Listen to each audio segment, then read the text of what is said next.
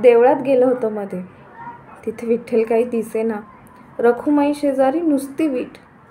मी म्हणलो राहिलं, रखुमाई तर रखुमाई. कुणाच्या तरी पायावर डोकं टेकवायचं. पायावर टेकवलेलं डोकं काढून घेतलं. पुढे मागे आपल्यालाच लागायचं म्हणून. आणि जाता जाता सहज रखुमाईला म्हणालो, विठू कुठे गेला? दिसत नाही. रखुमाई म्हणाली, कुठे गेला म्हणजे?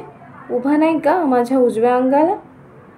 मी पुन्हा एकदा पाहिलं खात्री करून घ्यायला आणि म्हणालो, नाही, इथे कोणीच नाही. तर म्हणते, नाकासमोर बघण्यात जन्म गेला. बाजूचं मला जरा कमीच दिसतं. दगडासारखी झाली, मान अगदी धरली बघ. इकडची तिकडे जरा होत नाही. कधी येतो, कधी जातो, कुठे जातो, काय करतो, मला काही ठाऊक नाही. खांद्याला खांदा भिडवून नेहमी बाजूला असेल विठू म्हणून मी पण बावळट उभी राहिले. आषाढी कार्तिकीला इतके लोक येतात नेहमी. मला कधीच कसं कोणी सांगितलं नाही.